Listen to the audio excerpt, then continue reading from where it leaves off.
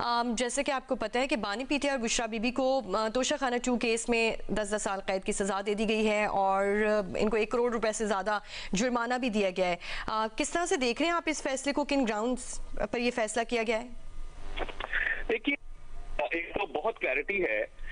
कि जब कोई भी पब्लिक ऑफिस होल्डर उसको कोई तोहफा उसकी सरकारी कैपेसिटी में दिया जाता है तो वो उसके ओहदे के हवाले से है, ये उसकी जात के हवाले से नहीं होता।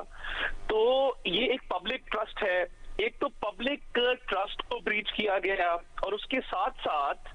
इन तहाइफ की अंडर वैल्यूएशन करवाई गई है। देखिए, ये पूरा एक ट्रायल का प्रोसेस है। इस ट्रायल के प्रोसेस के तहत इन गिफ्ट्स की जब असल वैल्यू लगाई गई, फॉर एग्जांपल एक बल्गारी का सेट है, उसकी जब वैल्यू लगाई गई और जो ओरिजिनल कंपनी थी उससे भी राब्ता किया गया इस ट्रायल के दौरान on the face of it, जो प्रोसिक्यूशन ने किया,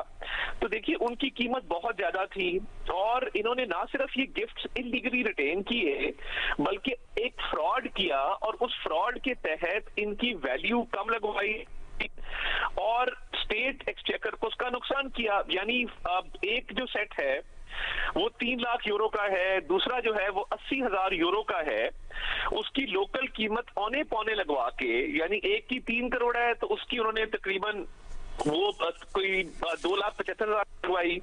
एक का 7 करोड़ है उसकी भी कीमत जो है वो एक्चुअल वैल्यू से बहुत कम लगवाई गई। देखिए, ये सारा नुकसान जो है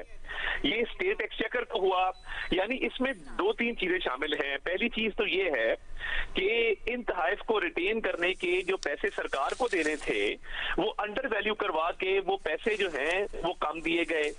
तो अंडर वैल्यूएशन का भी फ्रॉड किया गया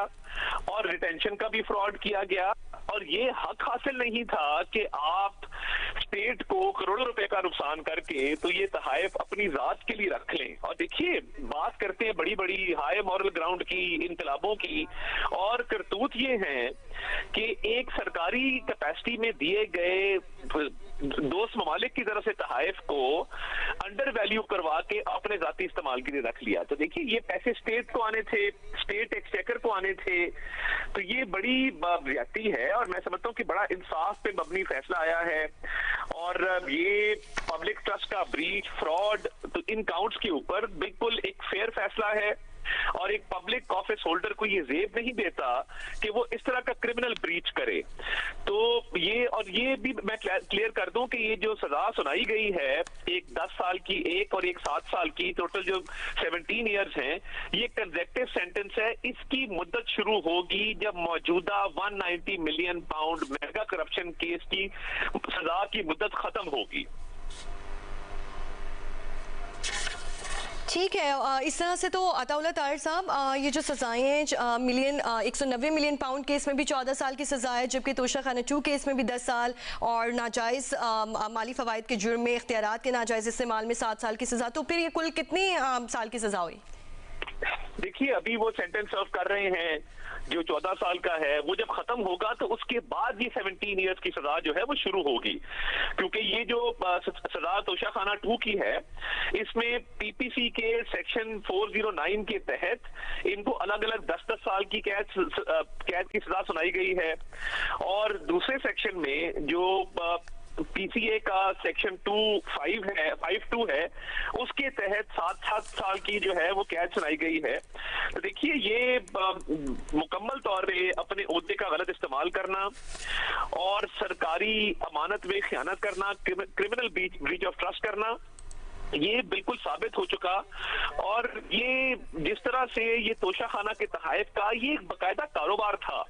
यानी आपने तोशाखाना 1 में देखा कि बुशरा बीबी ने बाकायदा तौर पे इन तहाइफ को फरोख्त किया, उससे माली फायदा लिया और तोशाखाना 2 में अंडर वैल्यू करके करोड़ों के तहाइफ अपने पास रखे। यानी आपने 3 करोड़ का एक, 7 करोड़ का एक आपने जो है वो स्टेट को नुकसान पहुंचाया है। ये इनको कोई हक हासिल नहीं था कि ये सरकारी तहाइफ को इस तरीके से अंडर वैल्यू करके स्टेट के एक्सचेकर को नुकसान पहुंचा के अपनी जाती इस्तेमाल के लिए ये तहाइफ रखते। ठीक है, अताउल्लाह ताहिर साहब अपना इसमें तज्जिया दे रहे थे, बता रहे थे कि ये इलीगली जो है रिटेन किए गए, पेमेंट्स कम लगवाई गई, 2 जो तोशाखाना 1 और 2 केस में